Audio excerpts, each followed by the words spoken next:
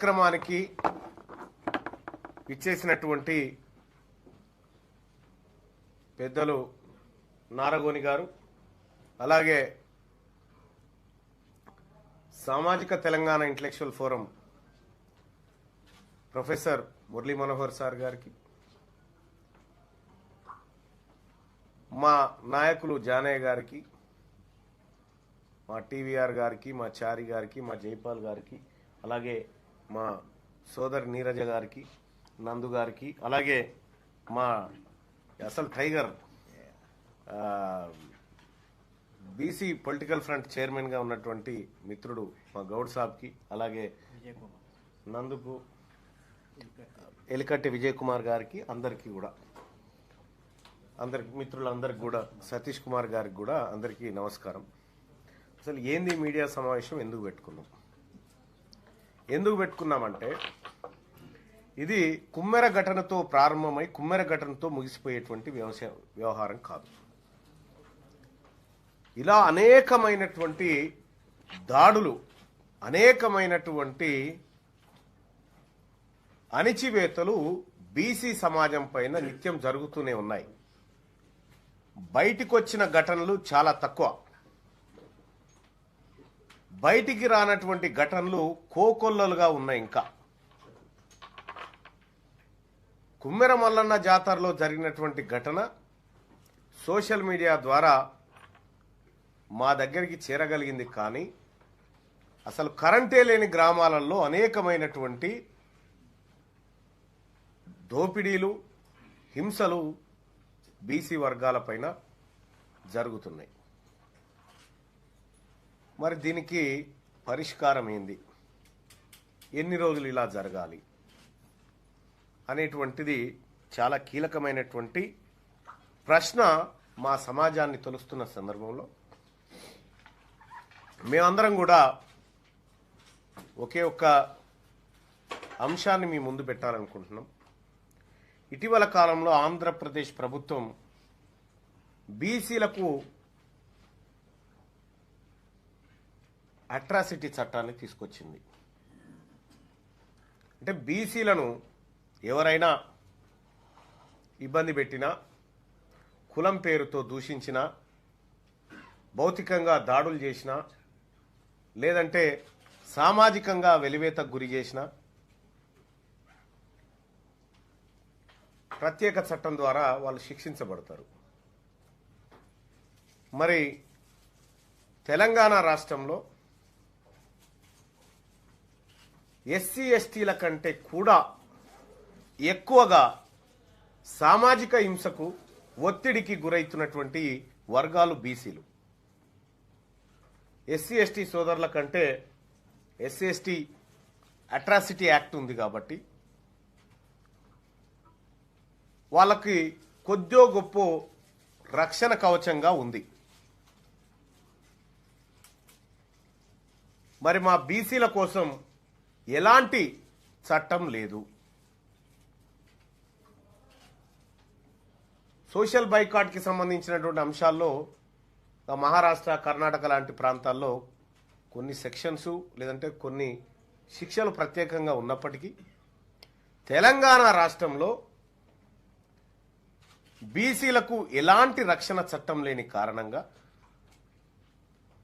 జరుగుతున్నటువంటి దాడులు, హింసను కళ్ళ ముందు కనిపిస్తున్నటువంటి దృశ్యాలను చూసిన తర్వాత తెలంగాణ రాష్ట్రంలో ఉన్నటువంటి బీసీలకు ప్రత్యేకమైనటువంటి అట్రాసిటీ చట్టాన్ని కల్పించాలని ఈ సమావేశం డిమాండ్ చేస్తూ ఉంది.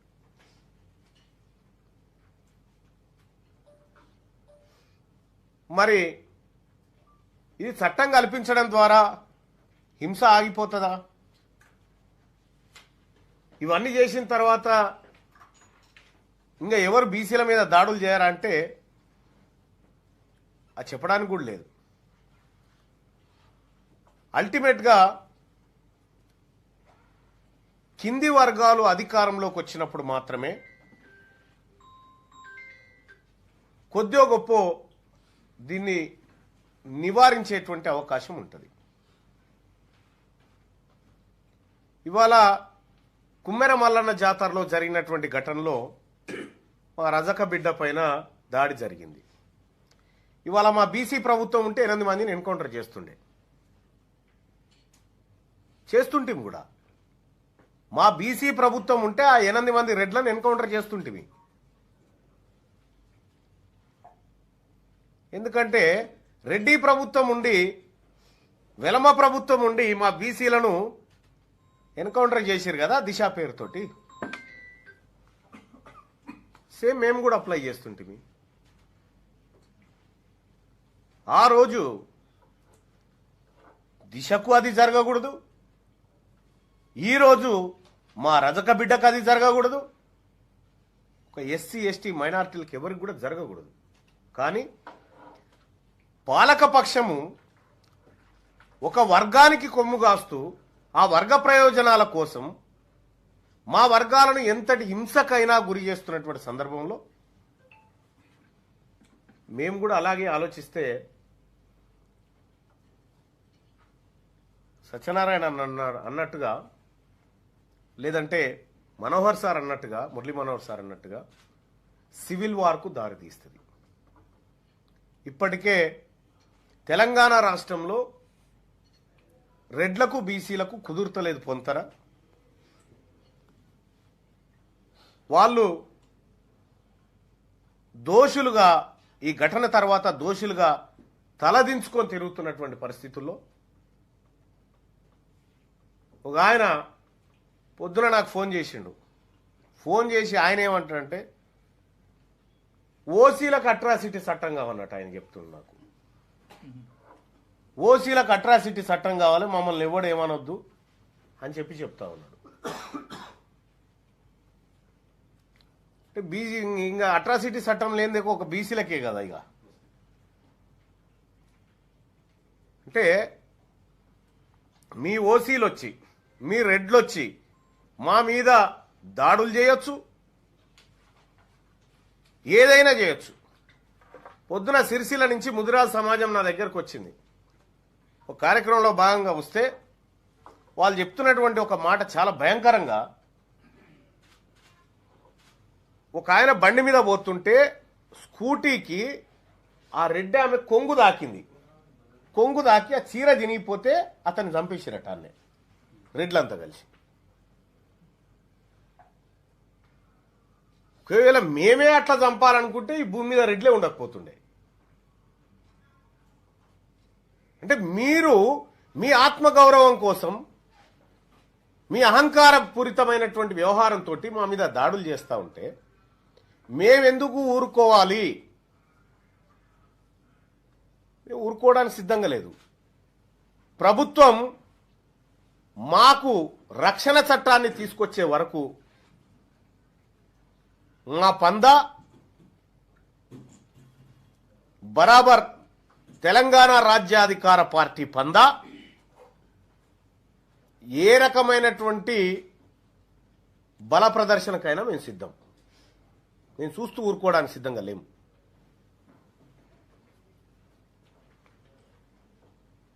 ఇక పోలీస్ వ్యవస్థ ఎంత సిగ్గుచేటంటే,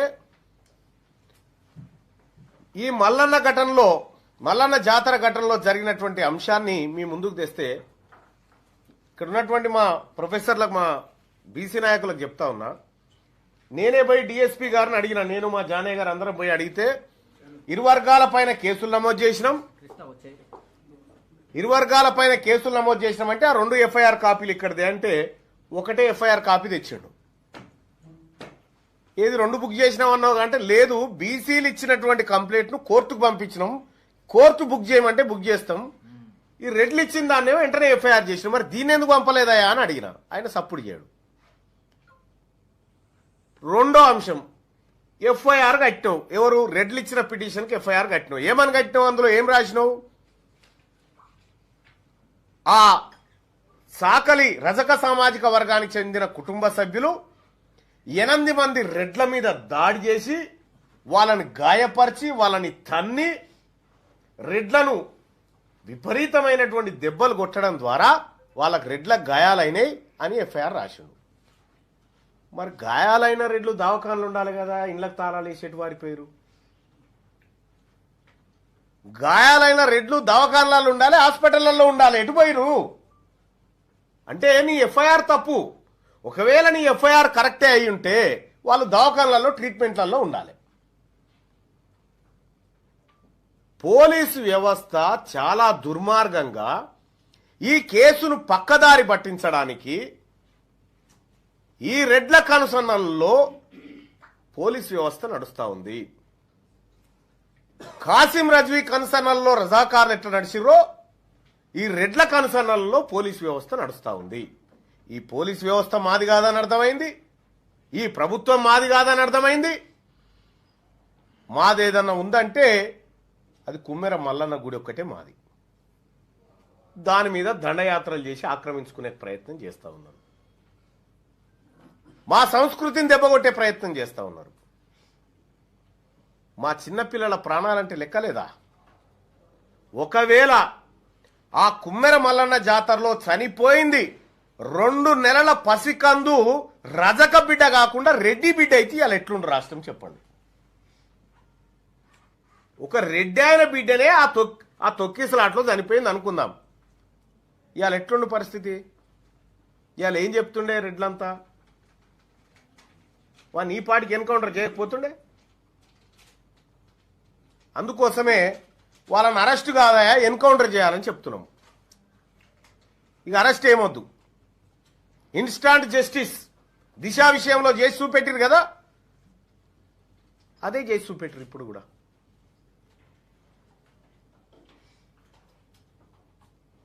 మా ముందున్నటువంటి ఆప్షన్స్ 2-3. తక్షణమే ఆంధ్రప్రదేశ్ ప్రభుత్వం తీసుకొచ్చిన విధంగా బీసీలకు అట్రాసిటీ చట్టాన్ని తీసుకురావడం. రెండోది, ఈ కుమ్మెర మల్లన్న ఘటనలో ఎవరైతే రెడ్లు పసిపాపను చంపిర్రో వాళ్ళ పైన హత్యానేరం కేసులు మోపి వాళ్ళని పట్టుకురావాలి. ఆయన అంటాడు డిఎస్పీ గారు, ఎటు పోయారు సార్ వీళ్ళు, ఇంకా దొరకలేదా అని అంటే పరారీలో ఉన్నారని చెప్తాడు. పరారీలో ఉన్నారని చెప్తాడు. ఎవడన్నా ఇనుప ముక్క దొంగతనం చేస్తే చేసినోడు తప్పించకపోతే వాళ్ళ అవ్వయ్యని తీసుకొచ్చి కూర్చున్న పెడతారు పోలీస్ స్టేషన్లో. మరి వీళ్ళని ఎందుకు ఇచ్చిపెట్టారు? వీళ్ళను వదిలిపెట్టే ప్రసక్తే లేదు. పోలీసు వ్యవస్థ వాళ్ళని వదులుతుండొచ్చు కానీ బీసీలు వదలడానికి సిద్ధంగా లేరు. బీసీలం చాలా మంది బీసీలు నాకు ఫోన్ చేస్తా ఉన్నారు, అన్నా మమ్మల్ని చూసుకోమంటావా అని. పోలీస్ వ్యవస్థ మీద నమ్మకం ఉంది, జరాగురని చెప్తా ఉన్నాం. మరి ఆ పరిస్థితి తెచ్చుకోకండి. నేనే స్వయంగా ఆ ఊరికి వెళ్ళి తప్పించకపోయారని చెప్తే ఒక ఇంట్లో ఒక ఆమె ఉన్నది, మా నీరజనే పోయింది. ఆ ఇంట్లోకి పోయి చూసి వచ్చింది, ఏడాడ దాచుకున్నారు. పోలీసు వాళ్ళకి దొరకలేరంటే మేమన్నా పట్టిద్దామని పోయినాం. ఊరి సర్పంచ్ పత్తా లేకుండా పోయిండు. ఇక్కడ ఉన్నటువంటి మేధావులను అడుగుతా ఉన్నా, ఒక ప్రభుత్వ ఉద్యోగి విధులకు హాజరు కాకుండా తప్పించుకొని పోతే ప్రభుత్వం ఏం చేయాలి? మరి గ్రామ సర్పంచ్ ఎవరికి ఇంటిమేషన్ లేకుండా వారం రోజుల నుంచి పత్తా లేకుండా పోతే ఏం చేయాలి? మరి ఆ గ్రామ సర్పంచ్ను సస్పెండ్ చేయాలి డిఎల్పిఓ వెంటనే. ఆ జిల్లా కలెక్టర్ సస్పెండ్ చేయాలి. గిన్ని తప్పులు మీ దగ్గర పెట్టుకొని మా పైన పెత్తనం చేస్తామనంటే కుదరదు.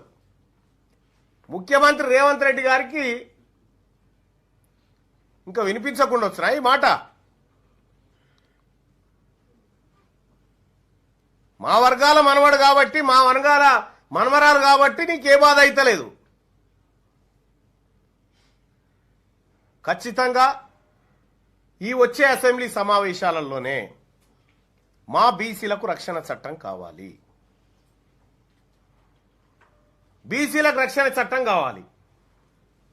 మా బీసీలకు రక్షణ చట్టం మీరు తేలేకపోతే మీ వాళ్ళు డిమాండ్ చేసే పరిస్థితి క్రియేట్ చేస్తాం.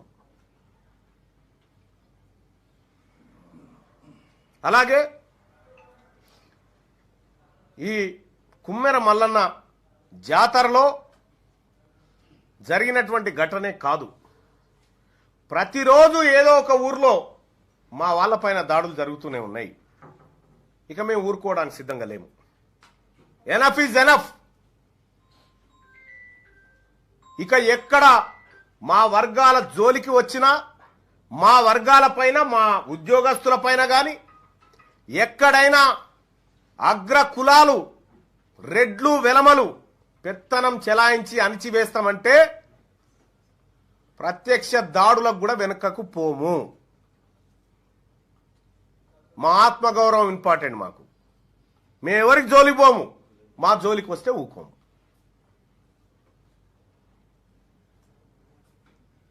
ఓవరాల్గా ఈ సమావేశం డిమాండ్ చేస్తున్నటువంటి అంశం, మాకు ప్రత్యేక చట్టం కావాలి.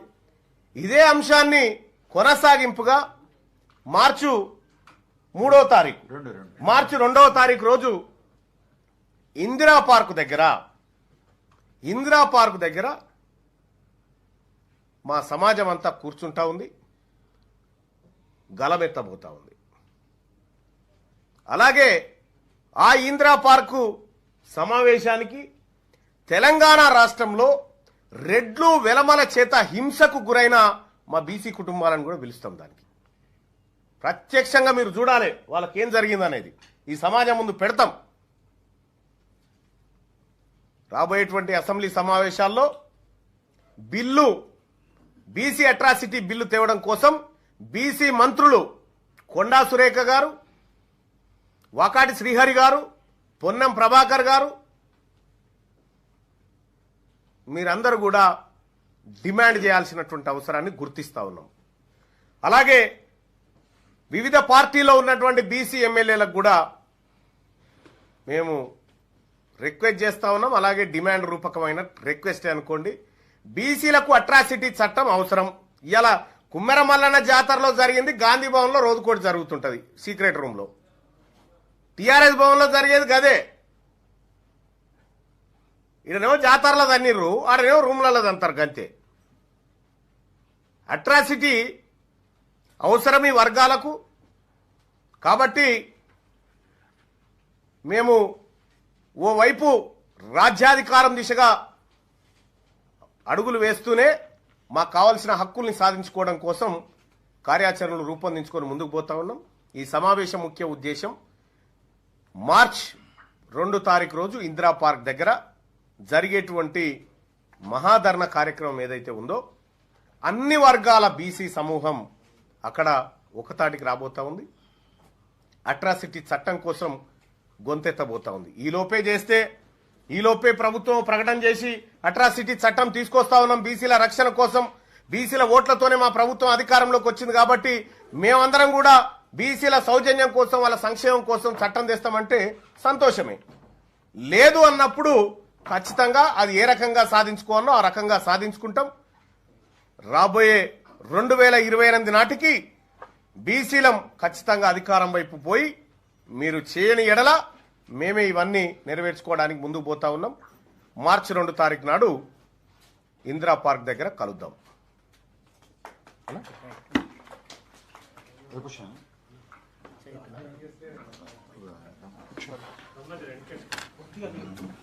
ఇవన్నీ కొంచెం క్లీన్ చేయండి బాబు.